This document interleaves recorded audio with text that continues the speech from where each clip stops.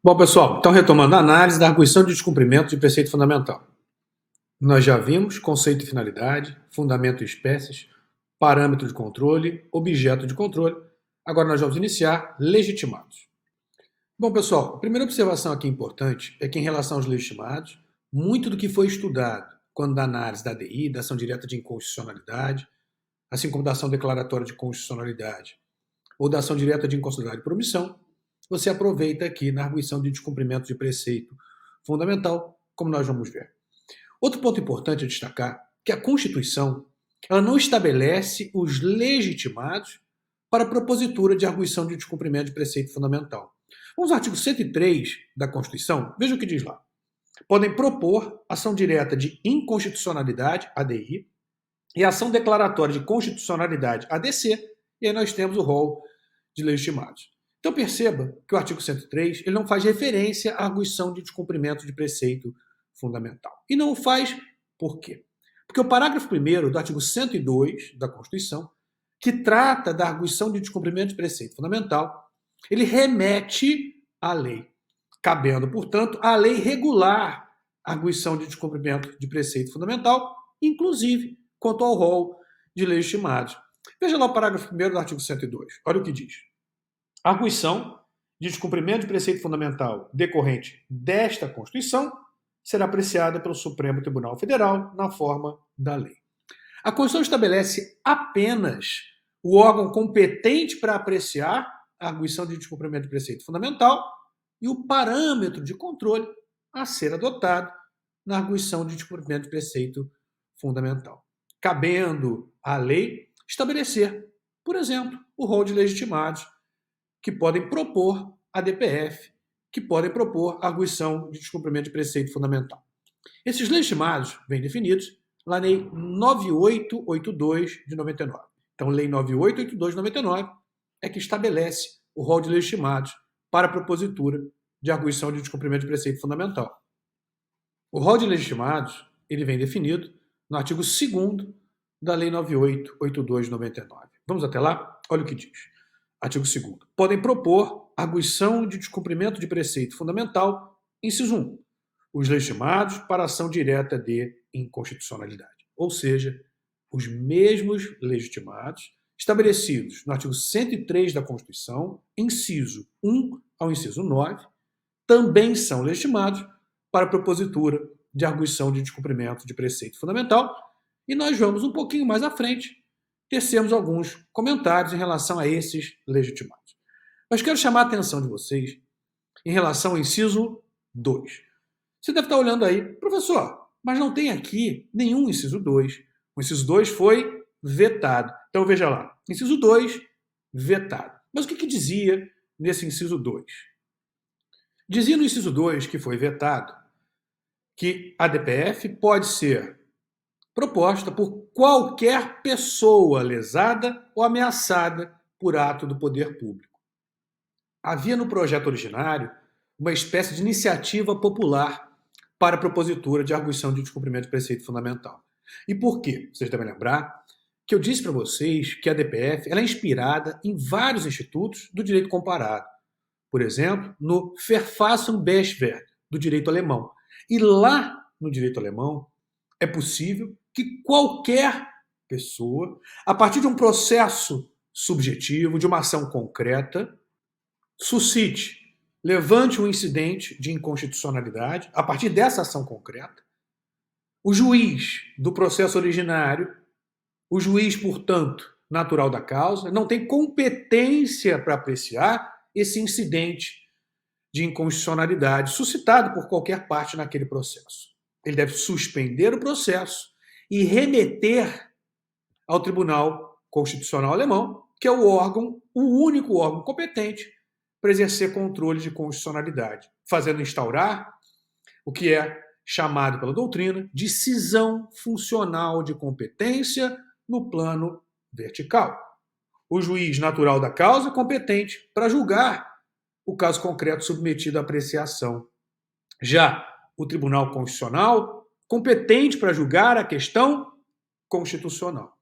Então, a ideia do projeto originário, que regula a arguição de descumprimento de preceito fundamental, era introduzir no Brasil essa possibilidade de qualquer pessoa que for parte em um processo, em uma ação concreta, possa suscitar incidentalmente nesse processo um incidente de inconstitucionalidade ou uma arguição de descumprimento de preceito fundamental incidental. Suscitada essa arguição incidental por quem é parte no processo, qualquer pessoa, o que faria o juiz? Suspenderia esse processo e remeteria ao STF a arguição de descumprimento de preceito fundamental incidental, suscitada por quem era parte naquele processo. Contudo, como visto, esse inciso ele foi vetado. Então, a legitimação popular ela foi vetada. Mesmo vetada, nós temos divergência doutrinária. Se persistiria, mesmo com o veto, a legitimação popular ou não. E vamos ver aqui as posições divergentes em relação a esse ponto. Eu trago primeiramente para vocês as razões do veto. E vocês vão ver aqui que a razão essencial do veto foi uma razão pragmática. Foi a tentativa de diminuir o âmbito dos processos que poderiam ser apresentados ao Supremo Tribunal Federal se houvesse legitimação popular. Então, a legitimação popular ela poderia inflacionar demasiadamente os processos no âmbito do STF, que não teria como exercer de forma efetiva a jurisdição constitucional. Então, as razões do veto foram essencialmente pragmáticas. Vamos a elas. Razões do veto. A disposição insere um mecanismo de acesso direto e restrito individual ao Supremo Tribunal Federal sob a alegação de descumprimento de preceito fundamental por qualquer pessoa lesada ou ameaçada por ato do poder público. A admissão de um acesso individual e irrestrito é incompatível com o controle concentrado de legitimidade dos atos estatais, modalidade em que se insere o instituto regulado pelo projeto de lei em exame.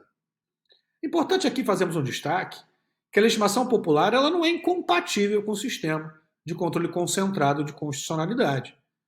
Mesmo porque nós temos exemplos no direito estrangeiro em que você tem uma forma de acesso popular ao controle concentrado. Não significa que seja abstrato.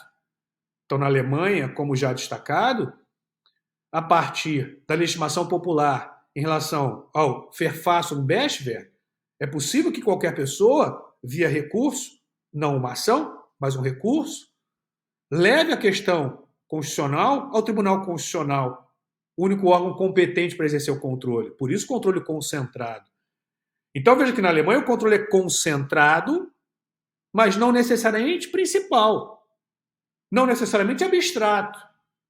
Então, ele é concentrado, mas pode ser suscitado a partir de processo objetivo, de uma ação, portanto, abstrata, ou pode ainda ser levantado a partir de uma ação concreta, de um processo subjetivo, levado ao Tribunal Constitucional através de um recurso, e não diretamente via uma ação, por exemplo. Então, essa incompatibilidade aqui alegada, ela não é de fato real, pois nós temos exemplos no direito comparado em que é possível esse acesso popular, mesmo se tratando de jurisdição constitucional concentrada. E repito, exemplo, Alemanha. Voltando. A inexistência de qualquer requisito específico a ser ostentado pelo proponente da arguição e a generalidade do objeto da impugnação fazem presumir a elevação excessiva do número de feitos a reclamar apreciação pelo Supremo Tribunal Federal. Veja aqui o argumento, elevação excessiva do número de feitos, essencialmente pragmático. E aí segue, sem a correlata exigência de relevância social e a consistência jurídica das arguições propostas. Aqui, talvez fosse desnecessário esse veto, mas fosse possível se estabelecer um filtro, a exemplo do recurso extraordinário, necessário demonstração de repercussão geral em relação à possível violação ao preceito fundamental da Constituição. Então você teria algo similar ao recurso extraordinário e um filtro para que não fosse levado ao Supremo Tribunal Federal qualquer situação que não tenha relevância social, econômica, jurídica, e você manteria a legitimação popular. Mas não foi essa a ideia. Seguindo, dúvida não há de que a viabilidade funcional do Supremo Tribunal Federal consubstancia um objetivo ou princípio implícito da ordem constitucional, cuja máxima eficácia devem zelar os demais poderes e as normas infraconstitucionais. Veja aqui o destaque que eu havia feito. Então, a razão apontada foi que a legitimação popular ela ia inflacionar em demasia os processos a serem apreciados pelo Supremo Tribunal Federal, com uma grave perda de eficácia quanto à atuação do Supremo Tribunal Federal. Voltando. De resto, o amplo rol de entes legitimados para a promoção do controle abstrato de normas, inscrito no artigo 103 da Constituição Federal, assegura a veiculação e a seleção qualificada das questões constitucionais de maior relevância e consistência, atuando como verdadeiros agentes de representação social e de assistência à cidadania. Cabe igualmente ao Procurador-Geral da República, em sua função principalmente de advogado da Constituição, a formalização das questões constitucionais carentes de decisão e socialmente relevantes. Afigura-se correto supor, portanto, que a existência de uma pluralidade de entes sociais e juridicamente legitimados para a promoção de controle de constitucionalidade, sem prejuízo do acesso individual ao controle difuso. O veto aqui destaca que é possível ao indivíduo acessar a jurisdição do Supremo via controle difuso, mas que nós sabemos muito mais demorado, porque aí você tem as vias recursais, você está lá na primeira instância, você teria que ir à segunda instância, dependendo da situação, se houvesse questão relativa à lei federal ao STJ, e só então chegar ao Supremo. Aqui a questão seria levada diretamente ao Supremo Tribunal Federal. A exemplo do que ocorre com uma reclamação constitucional. Então, se você está lá na primeira instância, e nessa primeira instância ocorre violação da decisão com efeito vinculante do Supremo, cabe reclamação constitucional direto ao Supremo. Então, a facilidade que você teria de acessar o Supremo seria muito maior do que se tem propriamente a partir da via do controle difuso. Retornando. Torna desnecessário e pouco eficiente admitir-se o excesso de feitos a processar e julgar, certamente decorrente de um acesso irrestrito e individual ao Supremo Tribunal Federal, na medida em que se multiplicam os feitos a examinar sem que se assegure sua relevância e transcendência social. O comprometimento adicional da capacidade funcional do Supremo constitui inequívoca ofensa ao interesse público. Impõe-se, portanto, seja vetada a disposição em comento. Veja, então, que o argumento central, como falado, é o eventual comprometimento que haveria do funcionamento ou da efetividade do funcionamento da jurisdição constitucional do Supremo Tribunal Federal se houvesse a legitimação popular. E parece que esse argumento é um argumento fraco, mesmo porque nós sabemos que existe, por exemplo, a via da reclamação, nós temos a própria via do recurso extraordinário. Seria muito mais adequado, penso eu, se estabelecer um filtro em relação à legitimação popular. Então haveria legitimação popular, mas seria necessário, por exemplo, demonstrar a relevância constitucional, social, econômica, jurídica do tema para que fosse admitido a arguição de descumprimento de preceito fundamental incidental perante o Supremo Tribunal Federal. A exemplo do que ocorre atualmente no recurso extraordinário com a repercussão geral. Então você facultaria a legitimação popular e não criaria prejuízos muito grandes para a jurisdição do Supremo. Você pode estar se perguntando, professor, mas foi vetado. Mesmo com o veto, existe divergência doutrinária quanto à legitimação popular? Sim, existe. E existe basicamente por um dispositivo. Pegue a Lei 9882/99, artigo 6º, parágrafo 1º. Veja o que diz o parágrafo 1º. Se entender necessário, poderá o relator ouvir as partes nos processos que ensejaram a arguição de descumprimento de preceito fundamental. Uma corrente doutrinária, portanto, defendida, entre outros, por André Ramos Tavares, anote, André Ramos Tavares, entende que mesmo tendo sido vetado a legitimação popular do inciso 2 do artigo 2º da Lei 9882 de 99, a legitimação popular ela persistiria por força do parágrafo 1º do artigo 6º, que não foi vetado. E lá diz, olha só, se entender necessário, poderá o relator ouvir as partes nos processos que ensejaram a arguição, requisitar informações adicionais, designar peritos, comissões de peritos, para que emita parecer sobre a questão, ou ainda fixar data para declarações em audiências públicas de pessoas com experiência e autoridade na matéria. Então, o que importa para nós, as partes dos processos que ensejaram a arguição.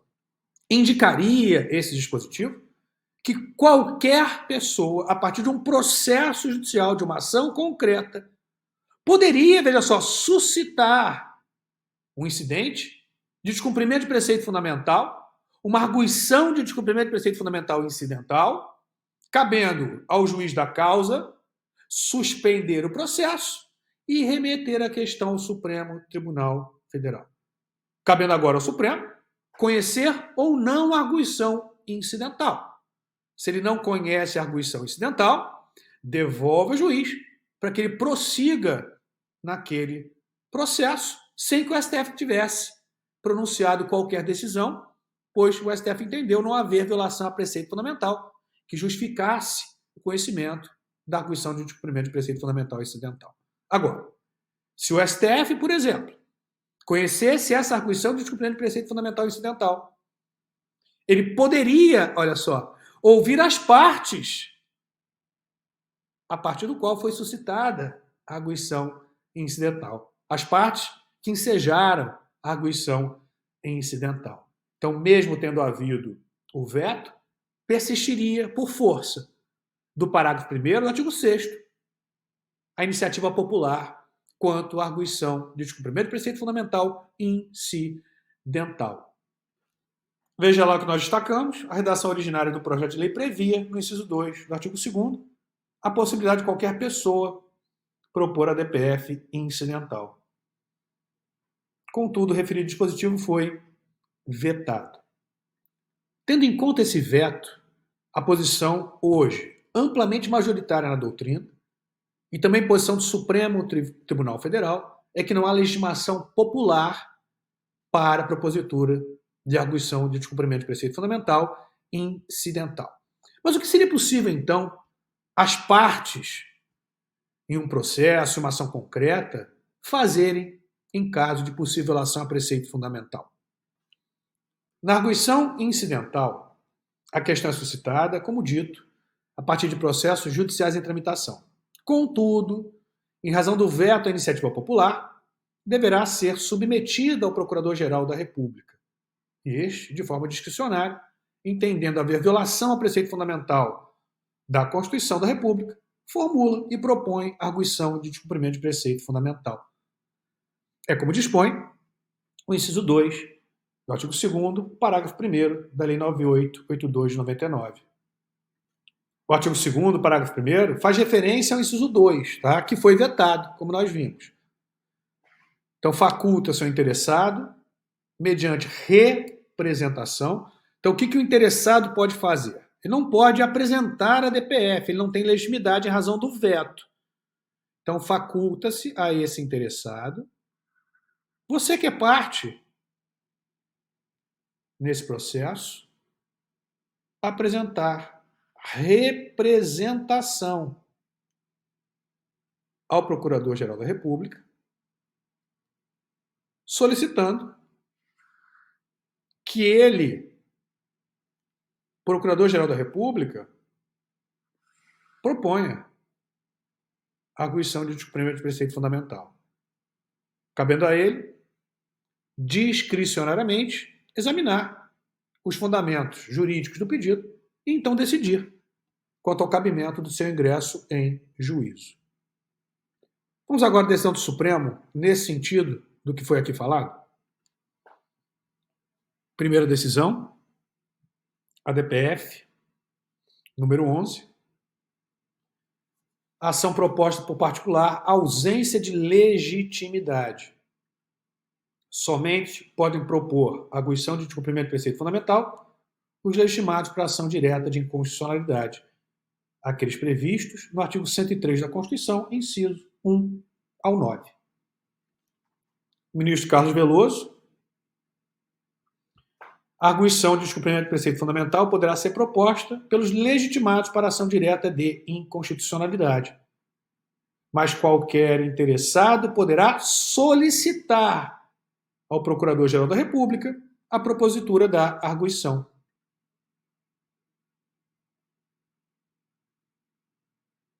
Vou trazer aqui o destaque feito agora em relação à cisão funcional de competência no caso da DPF incidental.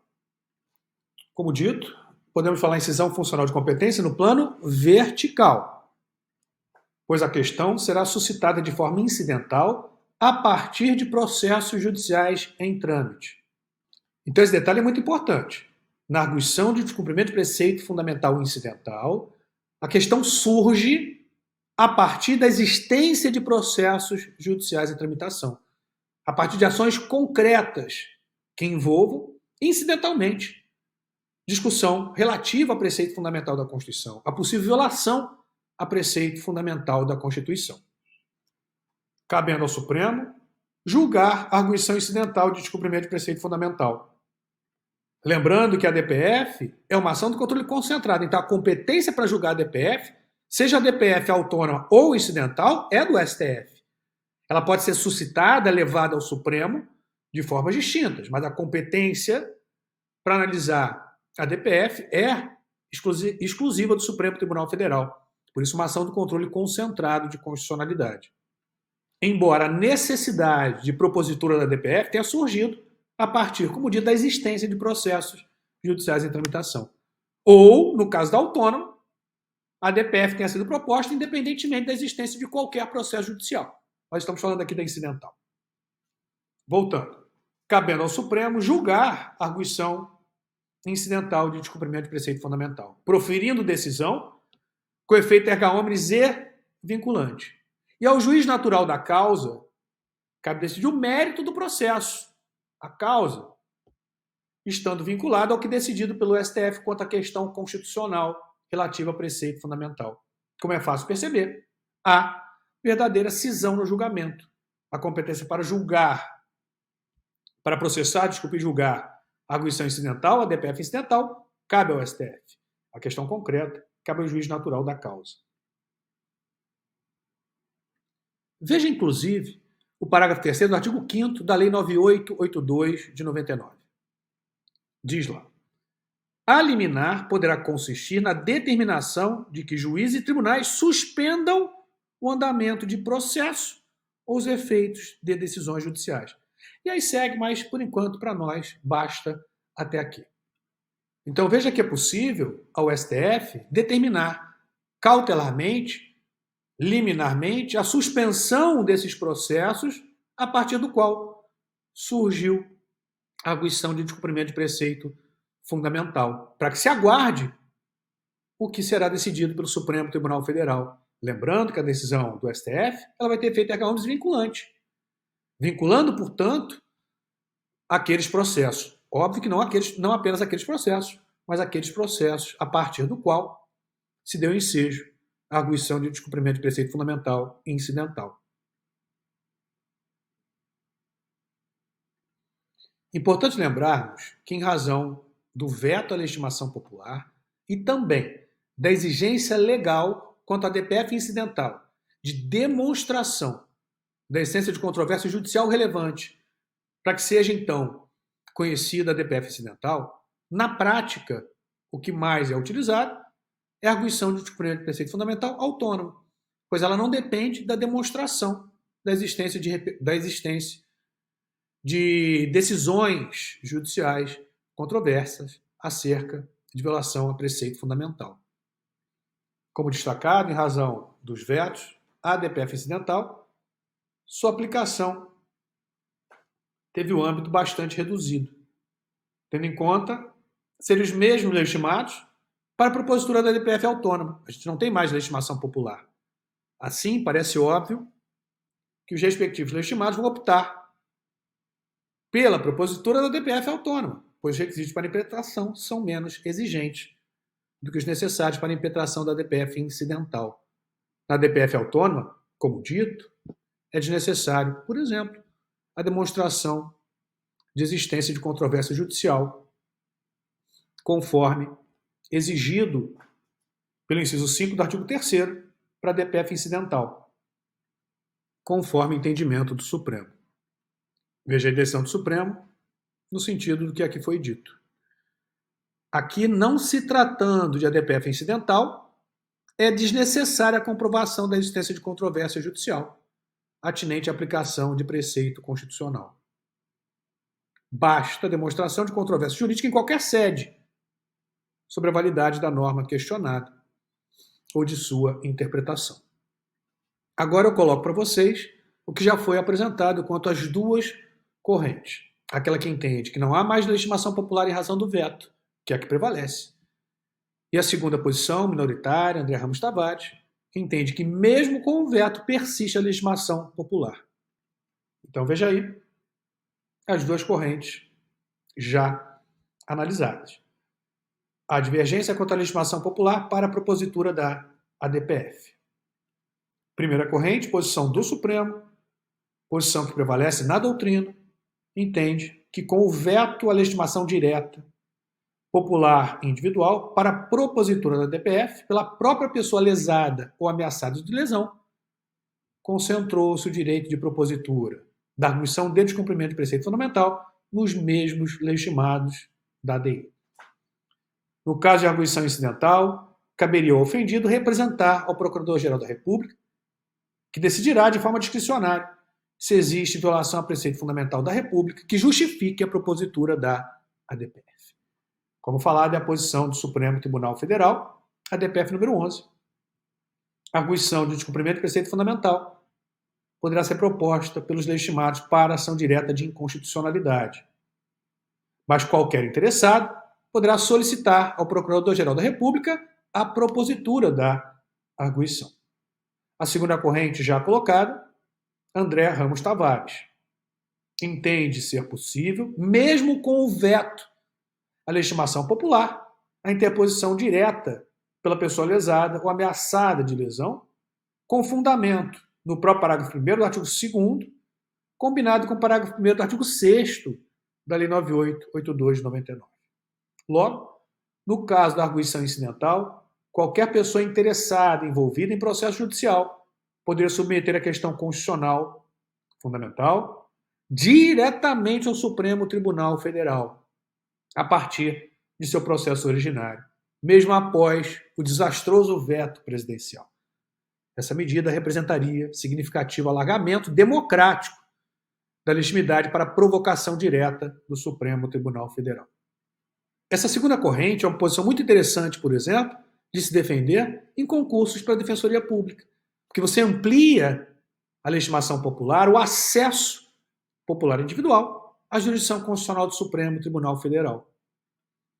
Como visto, os legitimados atualmente são apenas aqueles previstos no artigo 103, incisos 1 ao 9 da Constituição Federal, os mesmos legitimados para a propositura de ADI, de ADC e de ADO. Hoje, todas as ações do controle concentrado abstrato de constitucionalidade, ADI, ADO, ADC e ADPF, possuem o mesmo rol de legitimados. Com os artigos 103 da Constituição, apenas para rememorar, olha lá, podem propor ação direta de inconstitucionalidade e ação declaratória de constitucionalidade, 1. Presidente da República, 2. Mesa do Senado Federal, 3. Mesa da Câmara dos Deputados, 4. Mesa de Assembleia Legislativa ou de Câmara Legislativa do DF, 5. Governador de Estado ou do Distrito Federal, 6. Procurador-Geral da República, 7. Conselho Federal da OAB, 8. Partido político com representação no Congresso Nacional, 9. Confederação sindical com entidade de classe de âmbito nacional. nacional. Lembrando que todo estudo feito em relação aos legitimados da ADI, nós aproveitamos aqui. Legitimação universal, legitimação especial, capacidade postulatória, aqueles que dependem de advogado, portanto, para propor ou não a respectiva ação. Não vou aqui voltar aos argumentos, mas vou simplesmente indicar para que você possa relembrar. Então, coloque aí legitimados universais e legitimados especiais. Legitimados universais e legitimados especiais.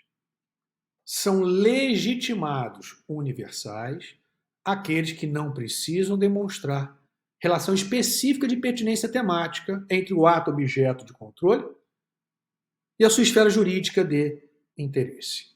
São legitimados universais, vamos lá ao artigo 103, inciso 1, Presidente da República, inciso 2, Mesa do Senado, inciso 3, Mesa da Câmara dos Deputados, legitimados universais. Inciso 6, Procurador-Geral da República. Inciso 7, Conselho Federal da Ordem dos Advogados do Brasil. E inciso 8, Partido Político com representação no Congresso Nacional. São todos legitimados universais. Já os legitimados especiais são aqueles que precisam demonstrar a existência de relação de pertinência temática entre o ato atacado e a esfera jurídica específica de interesse do respectivo legitimado especial, sob pena de não conhecimento da ação. São legitimados especiais, vamos lá, artigo 103. Inciso 4, Mesa de Assembleia Legislativa ou de Câmara Legislativa do DF. Inciso 5, Governador de Estado ou do Distrito Federal. Inciso 9, Confederação Sindical ou entidade de classe de âmbito nacional. Esses são legitimados especiais. Eu faço agora com vocês uma importante observação específica em relação à DPF quanto ao legitimado previsto no inciso 9 do artigo 103. Olha o que diz o artigo 103, inciso 9. Podem propor ação direta de inconstitucionalidade e ação declaratória de constitucionalidade, confederação sindical ou entidade de classe de âmbito nacional. Como nós sabemos, o STF tem entendido que são legitimados apenas, conforme o inciso 9 do artigo 103, aquelas entidades que representem interesses econômicos ou profissionais.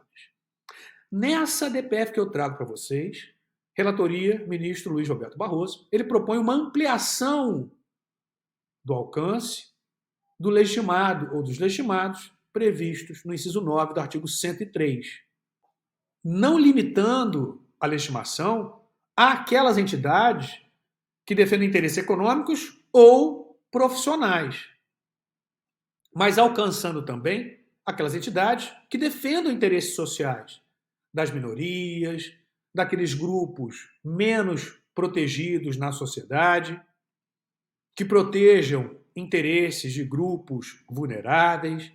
Anote a DPF 527. A DPF 527. Ministro Luiz Roberto Barroso, na DPF 527, propõe uma revisão da jurisprudência da Corte para admitir como legitimados não apenas entidades que representem interesse econômico ou profissional, mas também aquelas que defendam interesses das minorias ou de grupos. Aqui não é massa, não, tá? É mais, deixa eu consertar. Mais vulneráveis. Nesse sentido, é o voto na medida cautelar na DPF 527. Considera-se classe, para fins do artigo 103, do inciso 9 da Constituição Federal, o conjunto de pessoas ligadas por uma mesma atividade econômica, profissional ou pela defesa de interesses de grupos vulneráveis e ou minoritários, cujos membros as integrem. Nós teremos aqui uma ampliação quanto à legitimação, que não abrangeria apenas aquelas entidades que defendem interesses econômicos e profissionais, mas alcançaria também aquelas entidades que defendem interesses sociais, de grupos vulneráveis ou de grupos minoritários. Complementando em relação aos legitimados, como nós vimos quando do estudo da ADI, Nem todos os legitimados possuem a chamada capacidade postulatória especial. Alguns dos legitimados dependem para a propositura da ação de advogados, pois não possuem capacidade postulatória. Vamos agora lembrar quais são aqueles que não possuem capacidade postulatória e, consequentemente, a ação deve ser proposta não pelo próprio legitimado, mas sim por advogado. Vamos voltar ao artigo 103 da Constituição Federal? Não possuem capacidade postulatória especial, consequentemente, a ação deve ser proposta por advogado. Lá no artigo 103, os incisos, ou melhor, o inciso 9, aquele que acabamos de analisar, Confederação Sindical Entidade de Classe de âmbito nacional, não possui capacidade postulatória especial. E o inciso 8, partido político com representação no Congresso Nacional. Então, inciso 8 e 9, partido político, inciso 8, com representação no Congresso Nacional.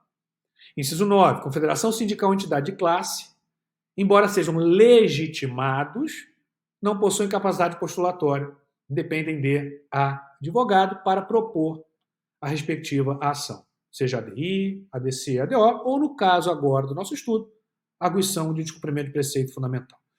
Todos os demais legitimados possuem capacidade postulatória especial, não dependem de advogado para propor a respectiva ação. Bom, pessoal, fechamos esse bloco com a análise dos legitimados. Já voltamos.